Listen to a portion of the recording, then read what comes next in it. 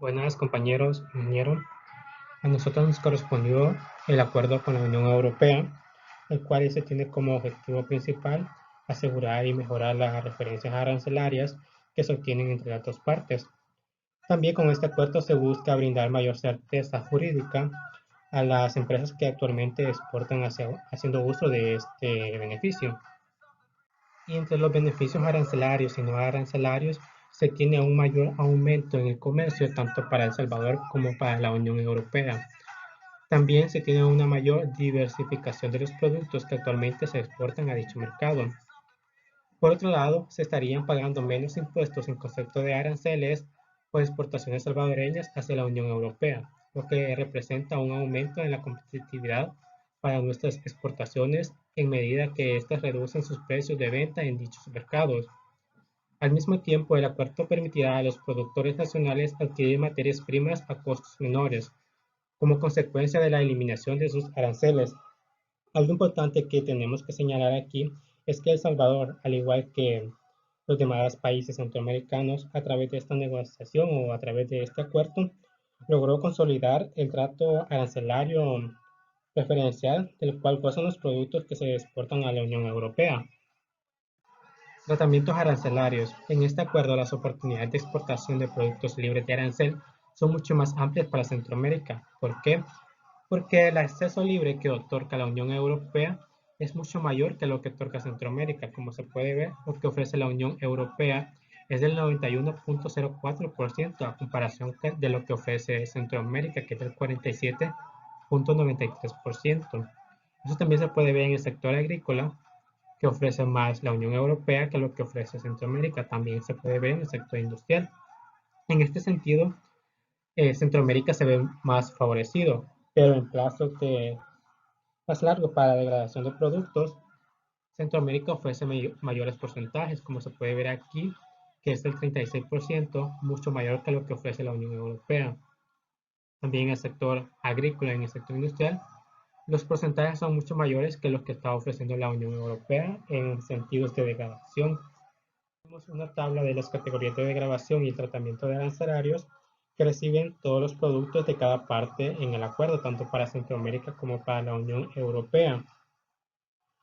Hay que decir que las categorías que están de A, B, C, D, E, F y Q que están en la otra tabla, estos se aplican para ambas vías, tanto para Europa como para Centroamérica. En cambio, las categorías de C1, E1, E2, G y H son las que ha aplicado Centroamérica a exportaciones originarias de la Unión Europea.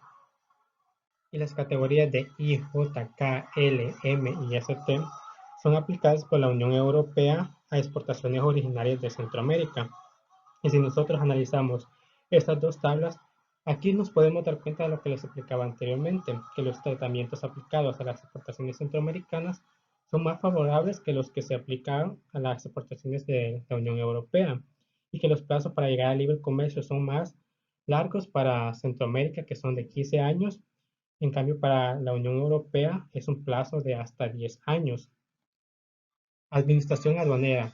Tiene como finalidad asegurar que la legislación y procedimientos aduaneros, entre otras legislaciones aplicables por otras instancias administrativas, así como la capacidad administrativa de las instituciones que participan en la implementación de las disposiciones acordadas en el acuerdo, y que éstas estén orientadas a facilitar la gestión comercial a los operarios económicos, cumplir con los objetivos de control efectivo, promover la facilitación del comercio y el desarrollo de la integración regional de los países de Centroamérica y la libre circulación de mercancías en los territorios de los países de Centroamérica y Estados miembros de la Unión Europea.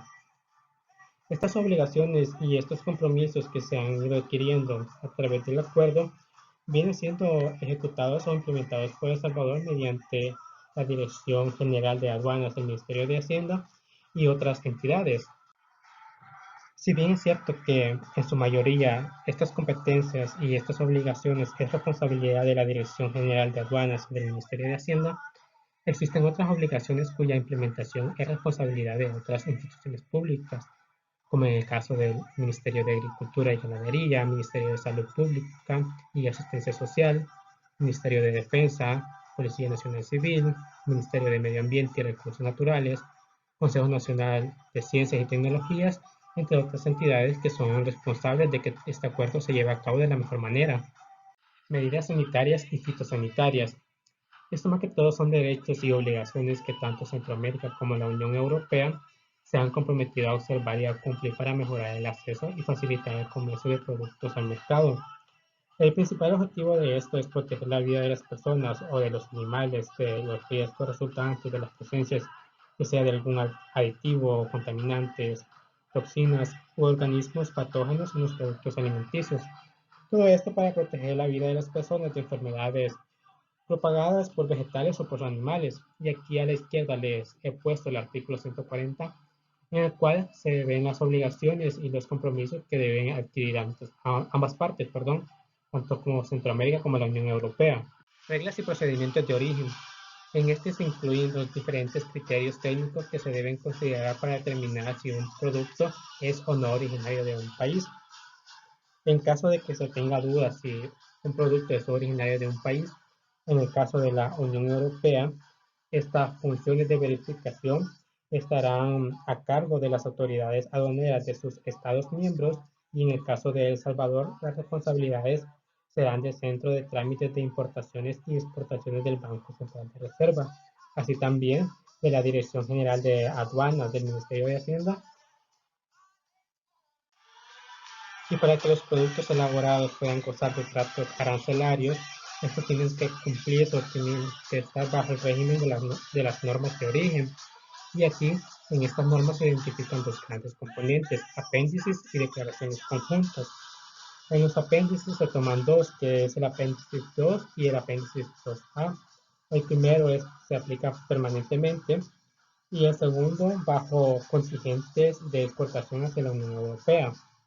Y en las declaraciones conjuntas, estas hacen referencia a las disposiciones especiales relativas a exportaciones de aplicación a las disposiciones del régimen de origen en casos especiales y a tratamientos a aplicar cuando se solicite la revisión de algún elemento de régimen de origen en general o productos específicos.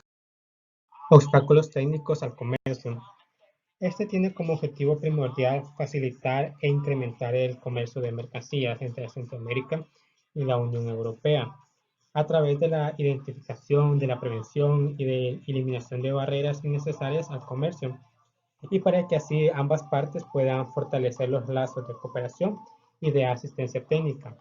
Aquí de igual manera en el lado derecho les coloqué lo que es el artículo 125, en donde ambas partes están las obligaciones y compromisos que ambas partes se comprometieron a hacer. Debido a que los obstáculos técnicos al comercio derivan mayormente de la preparación, la adopción y la aplicación de normas, reglamentos técnicos y procedimientos de evaluación de la conformidad, aquí se establecen los parámetros bajo los cuales dichas normativas deberían ser elaboradas. Se tiene lo que es reglamentación técnica, normas y evaluación de la conformidad. La primera es de carácter obligatorio, en cambio las normas son de carácter voluntario. La primera tiene que contener lo que es el nombre del producto, lista de ingredientes, ficha de caducidad, contenido neto, número de registro sanitario, nombres de domicilio, país de origen, identificación del lote, instrucciones de conservación, instrucciones para el uso y idioma de la etiqueta. Y en cambio, en las normativas, como es de carácter voluntario, lo que puede llevar son etiquetas nutricional, etiquetado de los aditivos alimentarios, representaciones gráficas, sellos para productos orgánicos, sellos de cumplimiento de normas ISO, entre otros. Pero existen casos en que, aunque estas son normas voluntarias, se pueden volver normas obligatorias. Por ejemplo, cuando se quiere diferenciar un producto y este trae etiqueta. También para alguna publicidad en específico y que un alimento se quiere especificar de que es bajo en grasas o alto en fibra, se tiene que poner también un etiquetado. Y también a esto debería de incluir una declaración de contenido nutricional. Y en las evaluaciones de conformidad y acreditación se tienen lo que son procedimientos y métodos de verificación para controlar pesos y medidas, medios de vigilancia de mercado, método de pruebas de laboratorio para análisis de ingredientes en los productos y otros. Aquí es necesario que las autoridades que les corresponda a este tipo de verificación realicen disposiciones para garantizar el fiel cumplimiento de los objetivos legítimos de dichas medidas, que son de protección y que benefician mucho a la salud y que evitan prácticas que inducen a error para el consumo. Bueno, para seguir con los literales que nos tocan de trabajo, les voy a hablar de las barreras arancelarias y las no arancelarias, empezando por las barreras arancelarias. Eh, Explicarles primero que obviamente sí existieron en su momento aranceles para las diferentes mercancías, pero las dos partes acordaron ir eliminando esos aranceles gradualmente por medio de una desgravación que se los voy a explicar un poco más adelante. Y las medidas de salvaguardia que se adoptan en consecuencia al incremento significativo de importaciones, suponiendo que a mí me quieran importar un montón de quesos, algún tipo de queso, sabiendo que en mi país sí se produce. Entonces esas importaciones que vienen de otro lado ponen en peligro mi producción nacional, alguna rama de producción nacional. Eso es una medida de salvaguardia, con el fin de preservar, de proteger alguna producción nacional, a comparación de las otras dos que mencioné, que son medidas desleales. Las medidas de salvaguardia, tenemos acá un concepto primero para comprender qué es. Son medidas excepcionales de protección que utiliza el país para proteger temporalmente ciertas industrias, como les mencionaba anteriormente, que se encuentran dañadas o que se encuentran ante alguna amenaza, ante algún daño grave que puede ocasionar por el incremento significativo de ciertas mercancías que incluyen al mercado interno en condiciones de competencia leal. Como les mencionaba, estas no son medidas desleales y en el acuerdo nos menciona que se va a hacer siempre y cuando las dos partes mantengan procedimientos equitativos, oportunos y transparentes sobre estas medidas, donde estas van a ser aplicadas bajo una autoridad investigadora con competencias sujetas a revisión judicial o administrativa. En fin, no se van a hacer solo porque se me antojó aplicar medidas de salvaguardia, no, sino que yo tengo que demostrar que en realidad esa producción o esa rama de la producción en el país está en peligro. En el acuerdo se hablan de dos tipos de medidas de salvaguardia, que son las multilaterales o globales y las bilaterales. Las globales significan que estas medidas de salvaguardia se pueden aplicar a todas las importaciones de un producto específico, no importa de dónde vengan. Por ejemplo, no me importa a mí si el azúcar me lo están mandando de España, de Irlanda, de Dinamarca. Yo puedo aplicar esta medida a todos ellos y esta medida consiste en subir el arancel por lo general para evitar pues que manden tanta cantidad de productos.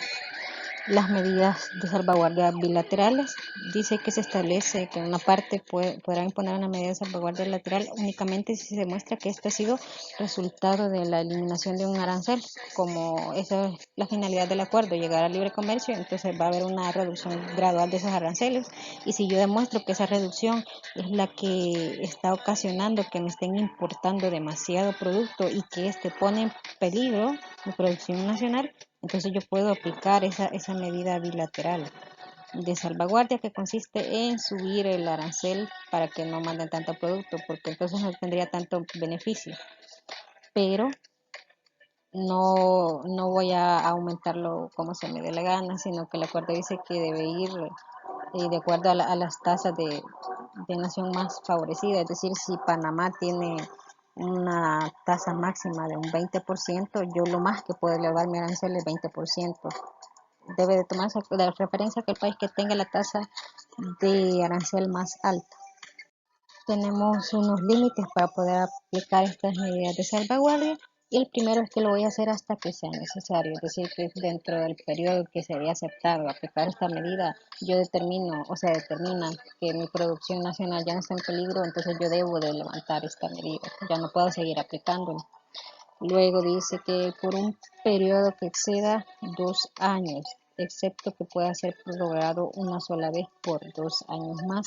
Es decir, digamos que yo quiero aplicar esa medida de salvaguardia por 2 años, yo puedo prorrogarlo una vez más por otros 2 años y obviamente debe ser bajo la inspección de las autoridades competentes que determinan si sigue habiendo un peligro para nuestra producción nacional. Luego, más allá de la expiración del periodo de transición al comercio libre, es decir, una vez que los aranceles del azúcar para importar y exportar llegaron a cero, yo ya no puedo aplicar estas medidas de salvaguardia a menos que la otra parte, es decir, yo que importo azúcar en mi país y el país que me está exportando, deben de estar de acuerdo para poder aplicar esta medida. Y por último, en el caso de una segunda aplicación, es decir, yo tengo un límite para pedir una prórroga y debe ser a la mitad del tiempo que haya transcurrido desde que yo pedí la prórroga. Por ejemplo, si mi medida de salvaguardia iba a durar 2 años, yo debo de pedir mi prórroga antes de que se cumpla un año. Y ahora sí les voy a hablar de la famosa desgravación arancelaria que les he venido hablando desde que empecé. Y para eso lo vamos a hacer empezando con un pequeño concepto del glosario de términos de comercio exterior de CICEX. Y la desgravación arancelaria es la eliminación progresiva y cronológica de aranceles, es decir, una reducción de aranceles programada. Y se los voy a explicar por medio de un ejemplo. Este es con aranceles armonizados. ¿Qué significan los aranceles armonizados? Es decir, que la tasa base con la que empezamos en Centroamérica, por ejemplo, es del 15%. Todos tenemos una tasa base del 15%. Por lo tanto, en el tiempo, en el año 1, va a ir avanzando pues de la misma forma, de una forma armonizada, hasta llegar al libre comercio. En el año 10 se había programado para este tipo de carne, este producto, llegar al libre comercio y llegar a un arancel que llegue a cero, es decir, que ya no voy a pagar aranceles por importar o exportar esos productos. Y ahora tenemos lo que es el caso contrario, aranceles desarmonizados, que quiere decir que la tasa base con la que empezamos no es la misma. Vemos que todos tienen bases diferentes. Costa Rica tiene 0% de aranceles, o sea que no aplica la desgravación porque no hay nada que ir disminuyendo. El Salvador tiene el 20%, la tasa más alta, junto con Panamá. Guatemala y Costa Rica, Guatemala y Honduras, perdón, 10%, Nicaragua el 5%. Ahora, ¿qué es lo que pasa acá? Los que van a ir disminuyendo primero son los que tienen la tasa más alta, hasta llegar a emparejarse con los países que las tienen más bajas. Y vemos acá la diferencia, pues Nicaragua fue el último en llegar a emparejarse, hasta en el año 4, ya vamos con el año 5, ya todos llegamos a lo deseado, que es el libre comercio. Y esa sería una desgravación con aranceles desarmonizados. Ahora pasamos a las cuotas de importación. También se les conoce como contingentes y ese fue el nombre con el que las encontramos en el acuerdo. Así es que recuerden de aquí en adelante que si digo contingentes hablamos de cuotas de importación. Y bueno, habían dos tipos de cuotas de importación, pero acá vamos a hablar únicamente de los que son de carácter arancelario. Y casi olvido mencionarles acá que estas cuotas no crean que es solo para El Salvador, sino que era una cuota que se iba a repartir entre los países de Centroamérica. Y ahora vamos a ver especialmente para El Salvador, que eso ya son contingentes bilaterales entre El Salvador y la Unión Europea, en donde salió más beneficiado El Salvador con los productos lácteos, ya que el producto lácteo nacional nunca iba a llegar al libre comercio en beneficio de nosotros, para que siempre sigamos percibiendo cierto porcentaje de aranceles, es decir, cierto porcentaje de ganancias. Se logró acordar un tratamiento de exclusión a la leche fluida, queso fresco, crema, yogur, pastas lácteas, para untar, mantequilla, leche deslactosada. Y se concedió una apertura limitada por medio de contingentes arancelarios para dos productos en específico, que son la leche en polvo y el queso no fresco. O sea que estos productos, aunque ellos los mandaran, nunca van a llegar a un libre comercio. Así fue el acuerdo. Y bueno, vemos que en el año 1 la cuota era de 200 toneladas métricas, más 10 toneladas métricas de crecimiento anual. Es decir, en el año 1 iban a ser 200, en el año 2 210, en el año 3 220 y así sucesivamente. Seguimos con los derechos de propiedad intelectual y las disposiciones de este acuerdo sobre este tema era que se iban, estos derechos abarcaban los siguientes derechos que están acá, como los derechos de autor, incluidos los derechos sobre programas de ordenador y base, es decir, sobre cuestiones tecnológicas, y derechos conexos como los derechos relacionados con patentes, creación de productos, de marcas, nombres comerciales, los dibujos y modelos industriales, esquemas de trazado, es decir, topografías de circuito integrado, las indicaciones geográficas, incluidas denominaciones de origen, variedades vegetales y protección de información no divulgada. Ahora bien, lo que se acuerda acá es de que se va a respetar el proceso para obtener estos derechos de autor de cada país, derechos intelectuales, todos estos derechos que les he mencionado acá. Es decir, que si yo hago mi procedimiento correcto para la patente de algún producto nuevo, ellos tienen que respetar ese proceso que yo realicé en El Salvador con CNR, y así nosotros debemos de respetar los procesos de la Unión Europea. Y para concluir con mi participación les voy a hablar de las medidas antidumping, donde igualmente vamos a empezar con un concepto muy pequeño del mismo glosario de términos de comercio de CISEX, y nos dice que dumping es la práctica comercial consistente en vender un producto a un mercado extranjero a un precio menor. Ya se los había mencionado anteriormente. Entonces, ¿qué es lo que hace el país para protegerse? Aplicar una medida antidumping que afecta la producción nacional. Entonces es como una práctica que ellos utilizan para penetrar algún mercado, pero es una práctica obviamente desleal porque crea más daños que bien. En realidad crea un bien para los que están vendiendo ese producto a un precio menor en otro país, pero en realidad están dañando al país en caso de que este país esté produciendo ese mismo producto. Las medidas compensatorias son en caso de que se hayan otorgado subsidios a cierta producción o al gobierno de quien está exportando. Tenemos las medidas de comercio leal, que ya les había mencionado antes.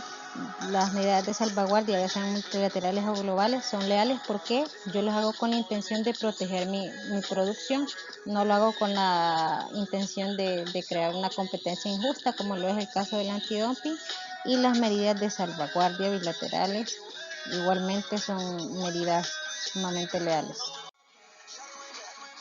Hay que tener en cuenta estos aspectos que menciona el acuerdo sobre el antidumping, y es que las dos partes manifestaron el interés de que se divulgue inmediatamente cuando se van a tomar medidas antidumping y las medidas compensatorias, que casi se me escapa mencionárselo. Esas medidas compensatorias consisten en que la parte afectada tiene derecho a percibir esa diferencia de precios. Poniéndoles el ejemplo, digamos que a mí me traen un juego de mesa que en Alemania vale $90, pero a mi país, El Salvador, me lo traen por 75. Y aquí todos los otros juegos de mesa de esa calidad valen igual $90, entonces me están haciendo una competencia desleal y me están afectando, digamos, la producción nacional de inmobiliario. Entonces, si hacemos esa diferencia de 75 y 90, me quedan 15. Entonces, como yo soy la parte afectada, tengo derecho a recibir esa compensación de esos $15. Entonces, esas son las medidas compensatorias de las que habla acá. Y esta transparencia y seguridad jurídica se refiere a que yo tengo que comunicar inmediatamente las bases, el fundamento para decir de que en realidad se está haciendo dañada mi producción nacional. Luego, que tiene que ser de interés público, decir que por las partes en función, el objeto de eliminar el daño causado de la producción nacional debe de ser tomando la opinión de los dos, es decir, que los dos estén de acuerdo en que sí hay un daño y que hay que aplicar estas medidas. Por lo tanto, como es de consideración pública, las partes, cualquiera de las dos, tienen la potestad de decir si se puede o no se puede aplicar esta relación causal, en donde las dos partes, es decir, la Unión Europea y Centroamérica, acordaron que sus autoridades deben de demostrar la relación que hay entre esa práctica de dumping y el daño que ésta está causando a nuestra producción nacional. Esto para poder distinguir entre los efectos perjudiciales que puede causar el dumping o los subsidios que le den al gobierno sobre algún producto o alguna producción y otros efectos. Y pues para tomar estas medidas de antidumping o medidas compensatorias deben de considerarse únicamente los dos primeros que les mencioné, que es el dumping y las subvenciones. Por último, la evaluación acumulativa. Y bueno, esta evaluación acumulativa nos dice que cuando un país de la Unión Europea adopta una medida de antidumping, lo hacen sus 27 países miembros también. Esto en el caso de que se reciban muchas importaciones que sean objeto de esta práctica del dumping o de subsidios. Entonces, la autoridad investigadora de ellos debe determinar si es acumulativa. Esto quiere decir que ellos deben de determinar si van a poner esas medidas antidumping para uno de los países o para todos los países miembros de la región centroamericana, con el fin obviamente de proteger ellos su producción nacional y de no permitir estas medidas desleales de ninguno de los países de Centroamérica. Buenas compañeros, ingenieros, vamos a hablar sobre lo que es el comercio transfronterizo, de lo que es el acuerdo de la Unión Europea con El Salvador y Centroamérica. Entonces comenzamos con lo que son el comercio transfronterizo, que es la disposición de comercio de servicios que comprenden la producción, distribución y comercialización de una venta y prestación de un servicio. Otros los conocemos como comercio de suministros también, que es lo que nosotros, por decirlo así, mandamos. Es el comercio que nosotros hacemos a través de las fronteras y un acceso al mercado que estamos teniendo. Entonces, esto se comporta por dos modalidades, del territorio de una parte al territorio de otra parte. Como dice el ejemplo, un irlandés que recibe una asesoría profesional nicaragüense por medio de una llamada telefónica. Entonces sería del territorio de nuestra parte, por decirlo de El Salvador, al territorio de la Unión Europea. Y dice, en el territorio de una parte del consumidor de servicios de la otra parte. El ejemplo dice, un concierto de ópera en España, en donde asiste un espectador hondureño. Ya es donde nosotros vamos directamente al mercado. Y dice que se excluye la aplicación de medidas de comercio transfronterizos a los servicios audiovisuales, al transporte cubataje nacional, vías navegables interiores y los servicios de transporte aéreo nacional e internacional. Estas serían como las partes excluidas, por decirlo así, de lo que es el comercio transfronterizo con la Unión Europea. Entonces ahora tenemos lo que son los accesos a los mercados, que esta parte otorga los servicios y el proveedor de los servicios de la otra parte un trato no menos favorable que el previsto de conformidad con los términos y limitaciones y las condiciones convenidas y especificadas con los compromisos. Entonces, cuando nosotros ya tenemos un acceso a otro mercado como este es el de la Unión Europea, estos tienen un régimen, tienen unas, como decirlo así, unas limitaciones, unos datos especificados en los compromisos que hay que cumplir para no errar en ningún momento los acuerdos que están previstos. Entonces vamos a tener que hay una limitación de proveedor por servicio. ¿Por qué? Porque no vamos a permitir, o sea, en el acuerdo no se permiten los monopolios. O sea que si nosotros vamos a otro mercado, no podemos monopolizar el producto, ni el servicio, ni nada de lo que estamos haciendo. Y los proveedores exclusivos de servicios, o mediante la exigencia de una prueba de necesidades económicas. O sea, todo eso se tiene en lo que son las limitaciones. Entonces, ahora también hay una limitación valor total de transacciones. Más adelante, ya se les ha mencionado que hay como cuotas. O sea, nosotros podemos tener una cierta cantidad tonelada métrica de productos. O sea, no podemos obtener todo el producto por lo mismo de que no podemos monopolizar, no podemos hacernos acreedores de todo. Entonces tenemos un ciertas limitaciones del valor total de transacciones, no podemos excedernos de eso, porque la Unión Europea ya establece la cantidad de toneladas métricas que nosotros podemos acreer. Entonces también está el trato nacional, que ya es la conformidad de las condiciones y salvedades consignadas por el mismo. Cada parte otorgará a los servicios y los proveedores del servicio de la otra parte respecto a todas las medidas que efectúan el suministro fronterizo de servicios de un trato no menos favorable que otorgue a sus propios servicios y proveedores similares. Entonces ya esto es como cuando nosotros ya estamos en el mercado, entonces los proveedores de servicios tienen que respetar todas las medidas que pueden afectar al comercio transfronterizo. O sea, no hay que, como les digo, no hay que violar lo que ya está destinado en el acuerdo. Entonces, como les había dicho, hay que cumplir lo prescrito.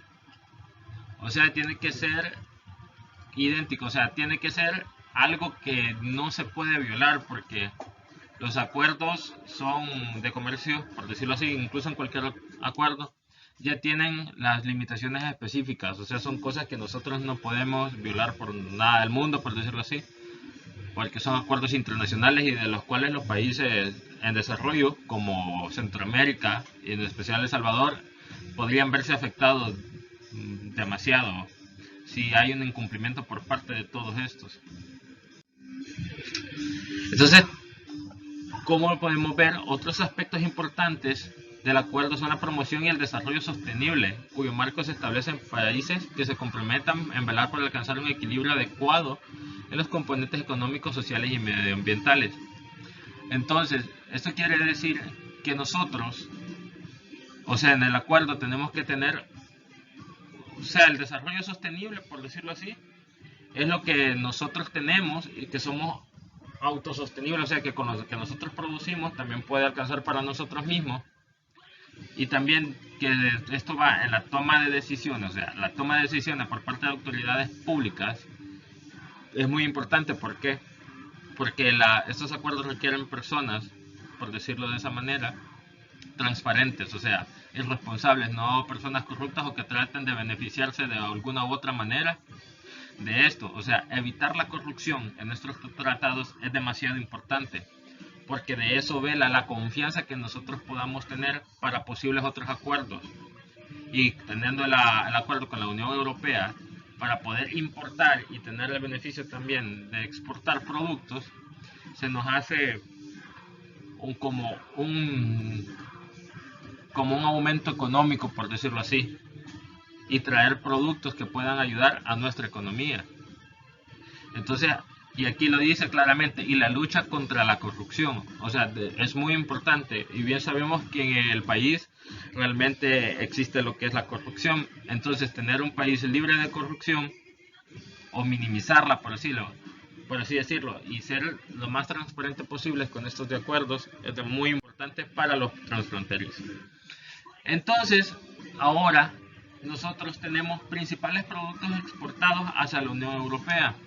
Como podemos ver en la gráfica, vienen desde la melaza de caña, miel de abeja, camisetas de algodón, esquejes, azúcar de caña, lomos de atún y el café oro como principal producto, que es un 59% de los productos importados, representa un 59% en su gráfico, por decirlo así. Entonces los productos café oro y lomos y conservas de atún representan más del 80% de las exportaciones totales a la región europea. Los productos que han tenido son los mayores crecimientos durante estos años. Entonces, a lo largo de la historia de El Salvador, por así decirlo, se ha fijado que el café es de los productos que más importancia tienen. Entonces, ahora vienen estos productos nuevamente con un beneficio. Vienen con un beneficio arancelario, por así decirlo, y nos permite exportar. Entonces, no es probablemente que algunos productos, ya lo vamos a ver más adelante, algunos productos no llegaban a lo que es el libre comercio. Entonces, por eso en otros apartados se escoge otro, porque al final, aunque el tiempo sea largo, puede que lleguen al libre comercio. Pero centrándonos un poco más en esto, entonces vemos que el café oro a lo largo de la historia y a lo largo de ahora es de los productos más exportados, o sea, de los productos más solicitados por la calidad que se maneja en lo que es el café. Entonces ahora tenemos principales mercancías importadas por El Salvador. Entonces creo de los principales productos sí podemos ver hay neumáticos, motores, gasolina, o sea, lo que son productos de la gama industrial, por así decirlo, son de los productos más exportados. Pero ojo, el producto más importado es los medicamentos. Los medicamentos representan un 7% de las importaciones. Entonces, eso en la otra gráfica lo puedo enseñar, que hay otros productos los cuales no menciona el acuerdo, pero encabezando atrás de los productos industriales van los medicamentos. Bueno, y entonces ahora nos toca condicionar el producto para la exportación al TLC según el mercado del otro país. Entonces, ojo, cabe aclarar que según el acuerdo, a pesar de el café oro representar un 59%, quien tiene un mayor beneficio es el azúcar. Entonces, como se aclara, dice, aún siendo el tercer producto exportado, tiene un gran beneficio por el acuerdo. Entonces quiere decir que el azúcar, la mezcla de caña, o sea, son esas partes derivadas que tienen un gran beneficio.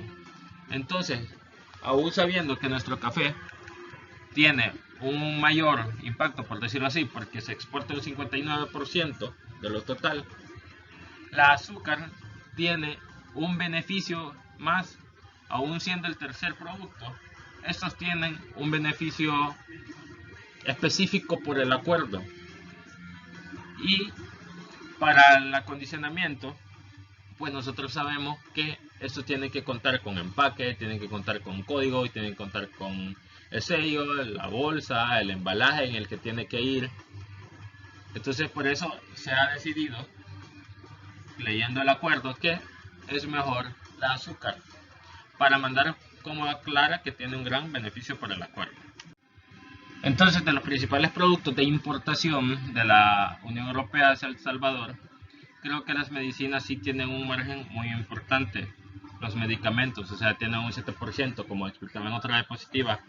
Hay otros productos que son el 75%, los cuales no menciona, pero sí podemos ver que los medicamentos sí juegan una parte muy importante. Y probablemente si se han fijado a lo largo de lo que va del país, se dice que los medicamentos siempre no han sido suficientes en el área de la salud, entonces probablemente por eso es que se importan los productos de medicamentos de la Unión Europea hacia El Salvador. Entonces, esto es igual de la Unión Europea, todos en su acondicionamiento tienen que traer sus respectivos códigos, sellos, empaque, embalaje adecuado, la sanitización y todo lo demás para que estos puedan entrar, o sea, libremente, y tienen que tener un producto, pero ojo, estos son con beneficios arancelarios acordados, todo acordado por la Unión Europea. Entonces, en esta de determinar qué producto con beneficio arancelario importaría según nuestro mercado. Según el mercado, habían importaciones ¿cómo se llama? Del suero lácteo, los quesos y todo lo demás, pero esas importaciones nunca iban a llegar al Tratado de Libre Comercio. Solo se hizo por decirlo así, un espacio temporal en donde se podía importar cierta cantidad de producto lácteo, los quesos y todo lo demás, pero esos nunca iban a llegar. En cambio estos sí llegarían, a pesar de que sus años tendrían que pasar 15 años, por decirlo así, para que este llegara a su libre comercio.